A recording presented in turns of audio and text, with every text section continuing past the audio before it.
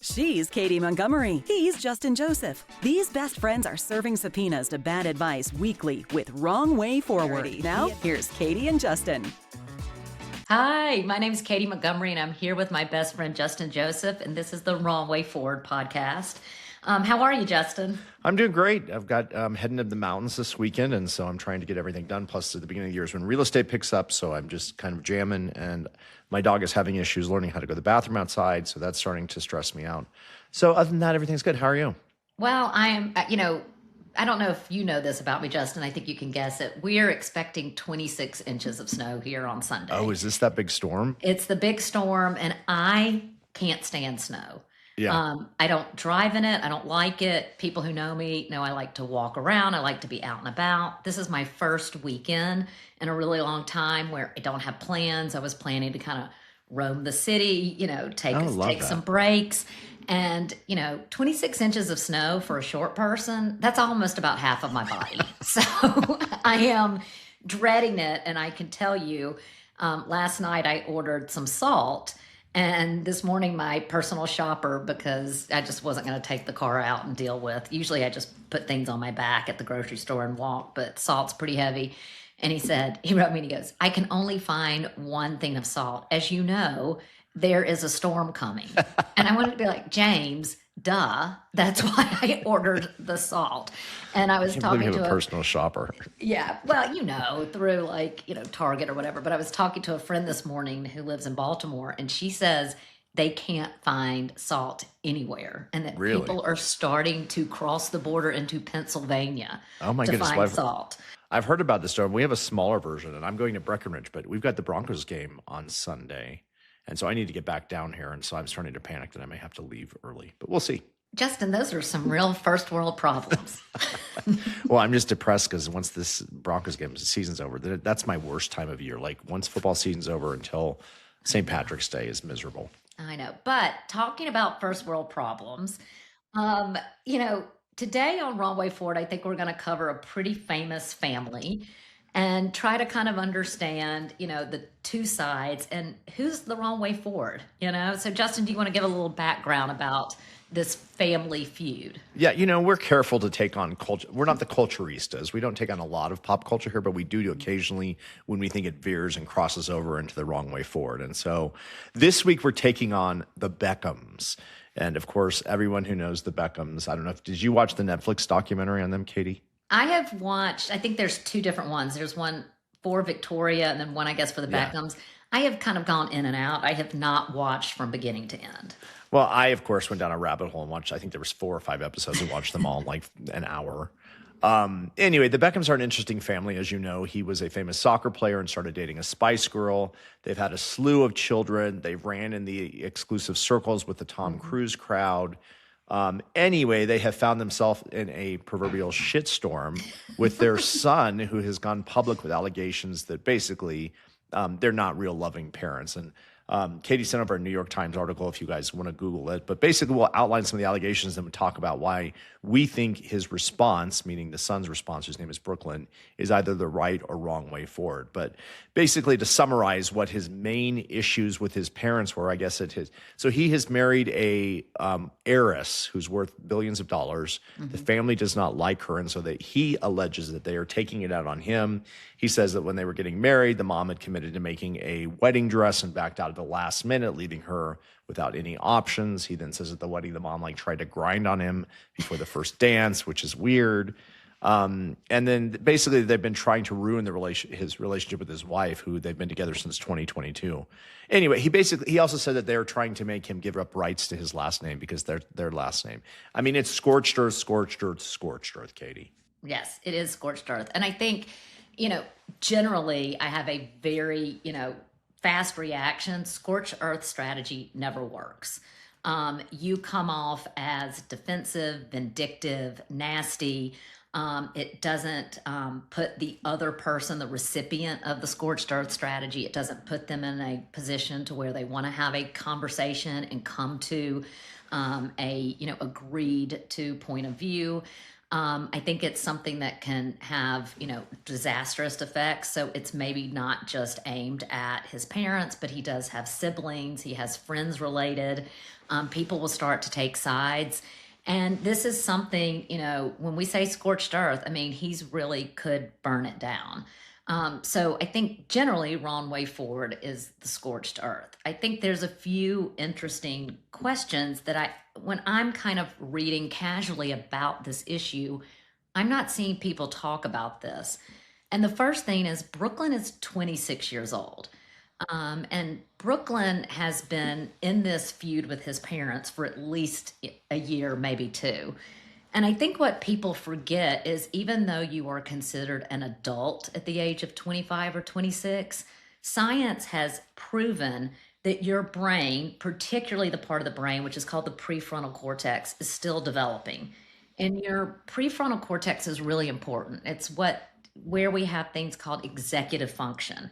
This is long range planning, it's impulse control, and it's complex decision making.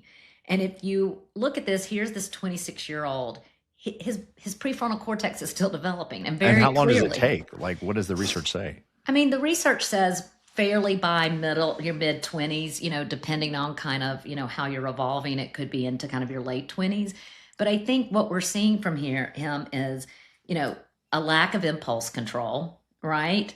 Long range planning. Is he really thinking about the effect long term of this? He is getting the kind of scratch the itch here and now, but what does this look like 5 years from now, 10 years from now? What are the consequences of my actions? Exactly. And so, so I think it's, first of all, what's going on with this kid and what has hurt him so much that has brought him to this space. And instead, what I'm seeing on social media is, oh my gosh, I can't wait to see the grinding video. Well, so to clarify what that is, so maybe I didn't explain that. But basically at the wedding, he and his wife had planned this beautiful first dance. And he says his mother basically came in and took over the dance and was grinding on people. Well, there was not a video anywhere to capture this. And of course, all of the sleuths out there, the Dumois out there, were looking for it. Nobody has seen a video of it, but Dumois did say back in the day, someone had posted that there was an awkward situation on the first dance. But what's interesting too is, like, you mentioned something about the wedding dress and that Victoria Beckham had agreed to kind of design his wife's wedding dress and pulled out at the last minute. But all accounts is that, she had, contracted with Valentino and had worked with, that designer for over a year putting that together. So what's happening is right now the parents have not responded, but you are seeing more and more factual evidence that maybe Brooklyn, in his kind of comments are maybe not factually correct. That doesn't mean that what he is saying is that, look, our family is fake and they're social media influencers and there's a facade and there's something happening behind. But his specific examples are starting to be kind of broken down, among influencers and media. And so again, kind of going back, what is the right way and wrong way forward? And how do we, operate with this 26-year-old who's clearly hurting and is clearly acting impulsively and without thinking about his consequences? 100%. And what I was struck with reading the articles and kind of getting up to speed on all of this was, as I said, I watched the David Beckham documentary. And, if you read about David Beckham, he had at least one, maybe multiple affairs. And the Netflix documentary, which he was paid to do, and, he was paid a lot of money to do, he just glosses over it. I mean, I think Netflix had her on camera talking about the relationship, but he basically just didn't take any responsibility for it. He goes on and accepts all this crazy money from Netflix and then just expects the viewers who know this to give him a pass. And so to me, this is one apple that has not fallen very far from the tree. And so, I mean, Justin, when you read this kind of these comments and what Brooklyn's putting out there, I think something that we should really kind of discuss and kind of break down in kind of our next, block is, what is the right way forward for the Beckhams? I mean, and particularly if we're operating with some high ego, which it seems like you talked about in terms of the Beckham, David Beckham, do they respond? Do they do something publicly? Do they stay to the side? How should they be handling their three other children who are seeing this kind of play out in front of everyone? What does that look like? Yeah, let's talk about it on the other side. We'll be back right after this with more Wrong Way Forward. You've been listening to Wrong Way Forward, where bad advice goes to die and then gets resurrected just so we can roast it again. If you're enjoying the chaos, hit like and subscribe and come back every Thursday for new episodes. Have a new topic or some disastrously bad advice you want to dissect? Email wrongwayforwardpodcast@gmail.com. Include your contact info. Now back to Wrong Way Forward. Roasting the worst advice ever. Welcome back to the Katy and Justin podcast. And we're back, and we're talking about the kind of family feud between Brooklyn Beckham and his parents, Victoria and David. And we've kind of talked about how, Brooklyn's response, scorched earth, putting it out in public, kind of dumping, for lack of a better word, family secrets is most likely the wrong way forward. But we do need to kind of handle him with kid gloves. He's still evolving. He's still growing. And maybe kind of getting his long range planning, his impulse control and executive function into check. But I guess the bigger question, and Justin, is, what is the, wrong way forward or right way forward, but what would be the wrong way for maybe David and Victoria to respond to this? Or alternatively, what is the right way? If you were to see this play out, what would be an appropriate response from these parents? Well, I think that's really the question, because we're not just, although we are being looky-loos into their family drama and it's super fun, we should try and get some takeaways. This is what was interesting to me. I think whenever you try and start putting everybody's dirty laundry out, it becomes a race to the bottom, because that's never about fixing the issue. It's about trying to make the other person look worse and then it goes back and forth. So it really is a race to the bottom. I suspect that there are much deeper issues here, Katy, the issues that we probably don't know about. It could be the fact that he's not completely developed like you talk about, but it sounds to me like there's some deep underlying pain. And so, the right way forward, I think, is always, and I don't know a family out there, maybe yours, that has not had family drama before. And, I think the solution is always open communication, discussion, a lot of therapy in many cases, and taking personal responsibility. I think that's where it started and ends in these situations. What are your thoughts? Well, I think, first of all, it is kind of one of the understoods is that mother-in-laws always hate their daughter-in-laws. It's in every movie. And vice versa. It's in every book. This is what happens, right? So I think, and I talk a lot about this with kind of my coaching clients is, first of all, for, Brooklyn is like, control what you can. What is within your locus of control? You cannot control your mother's behavior. Assuming that she's been nasty. Especially if she's a Spice Girl. Hello. Hello. But, you are not going to control her behavior. She is a grown-ass woman. She's an independent thinker. You're not going to change her. But what you can do is change your reaction. That is something that's within your locus of control. And I think likewise, the way that I think for approaching it from, Victoria and David, we go by first names, is that they need to think what's within their control. They can't control Brooklyn's social media use. They can't control his pain, but they can control their reaction to it. So I think the first thing for them is, of course, the reaction to this would be humiliation, embarrassment, shame, anger, frustration. Those are all emotions we know that are not productive. That is not going to bring about, peace in this family. So I think the first thing is focusing on what is within their locus of control as parents. And then I think it's reaching out to him if they can and saying, how can we solve this? What does this look like? What does a healthy family look like to you? And I think that's going to be the approach. What I fear, and I do think it's been very responsible for them to not make a statement and to not push back. I think, Justin, you said it brilliantly that this is a race to the bottom. They're not participating in that. But I think they really need to bring in an expert. And I'm not talking about, a PR rep or a crisis comms person. I think they should talk to people who are trained on family conflict and how to reach someone who's in that much pain and how to start a conversation. I agree, and I don't know that the answer that he gave. He was on CNBC yesterday, he was asked about this because, of course, everybody's talking about it. Why, I don't know, but everybody's talking about it. And they asked him about it, and he said he wouldn't comment, but that children are allowed to make mistakes, and that's how they learn. That to me is also not the right way forward, because if you're not going to comment, then don't comment. Right. Don't just automatically say it's his mistake. You're not taking, again, any personal responsibility. Like, we've all done things that we regret, but it's an internal matter. We're not going to comment. He immediately puts the blame back on him. So I don't think that's the right way forward either. Right. Yeah. I mean, I think I'm a little bit, I found that to be less offensive than you. I felt that being understanding and giving his child a potential out. But I do agree it's with like a humble brag, though. Yeah, I mean, it could be. Like, it's his mistake. He'll learn. I do agree with you. If you're going to stay quiet, you're going to stay quiet, right? It's still like a non-apology apology, though. It's they made a mistake. And be like, well, you did too, you asshole. Anyway. Well, again, this is what is so interesting, right? I've been biting my tongue this entire episode. Oh gosh.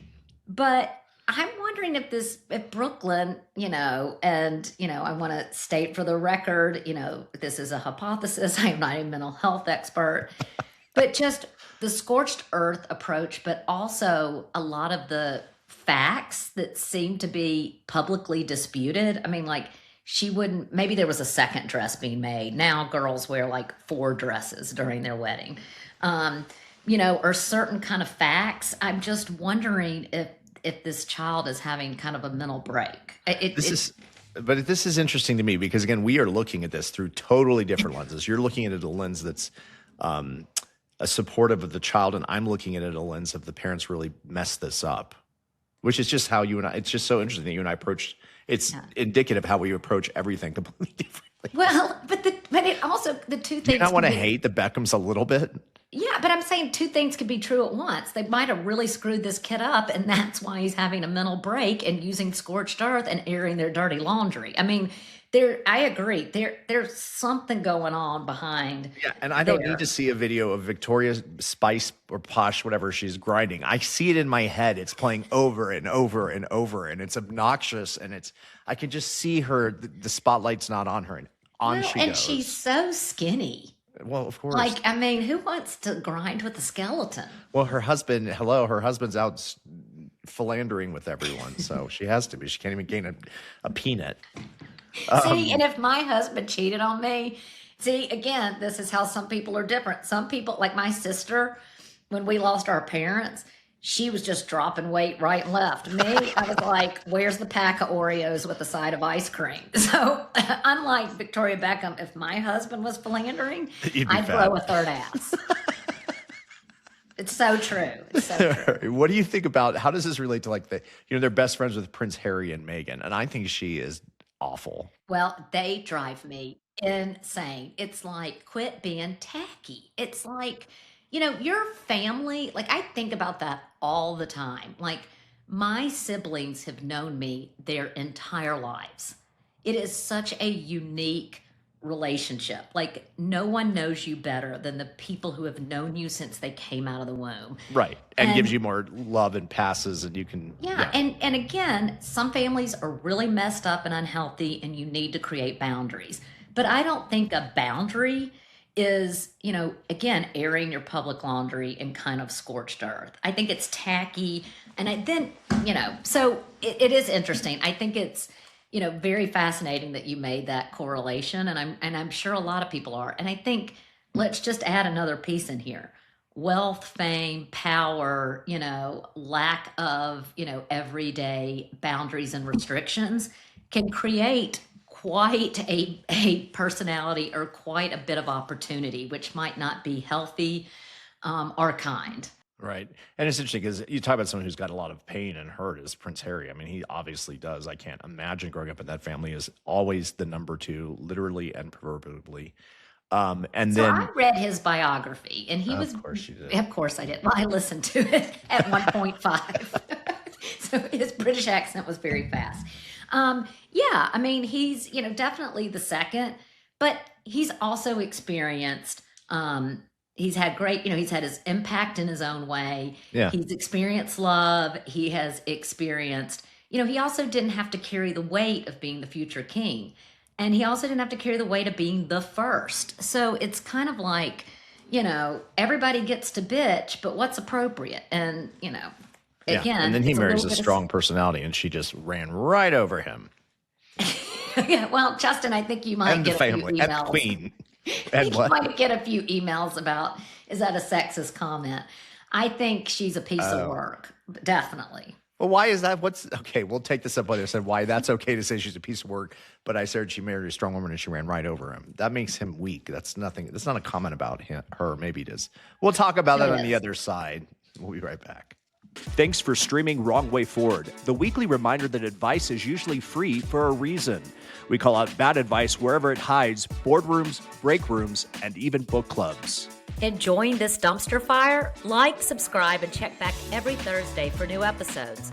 Want us to roast your favorite piece of nonsense? Email us at wrongwayforwardpodcast@gmail.com. Be sure to include your contact info. We're not psychic, just judgmental. And now, back to Wrong Way Forward. Roasting the worst advice ever. Welcome back to the Katy and Justin. So Katie and I were disagreeing on the other side of the break, or the front side of the break, because I said that, Prince Harry had all this pain and that he obviously then married a strong woman and she ran right over him and the family and the poor queen who was on her deathbed at the time. Katie thought that was sexist, but she said, but she is a piece of work. And my question to Katie is, why are you allowed to say that and I can't? So, because a piece of work doesn't have a gender connotation to it. You're a piece of work. I'm a piece of work. Megan's a piece of work. But for you to say he married a strong woman and she ran all over him and he's weak, you're saying that a man who marries a strong woman personality is weak if the woman is strong. I find it a little offensive. And I think I made a pretty good argument just then. Well, we should tease our text line, 720-45. I actually forgot it as we were sitting here. 720-251-4450, 720-251-4450. Do text us, let us know your thoughts, whether Katie's right or I am. If you think Katie's right, just journal. If you think I'm right, go ahead and text us. And so we'll take a few of your emails before we wrap up this week. As you know, last week, Katie, what were your thoughts? We did, and I thought it was one of our more interesting episodes, the episode's Am I a Karen? I went in thinking Karens are racist. I came out thinking Karens are just overly assertive and entitled. But it was interesting to take the test and see what people thought. What were your thoughts about last week's episode? I mean, I think it's definitely interesting, and I'm excited to see kind of how it's, been resonating.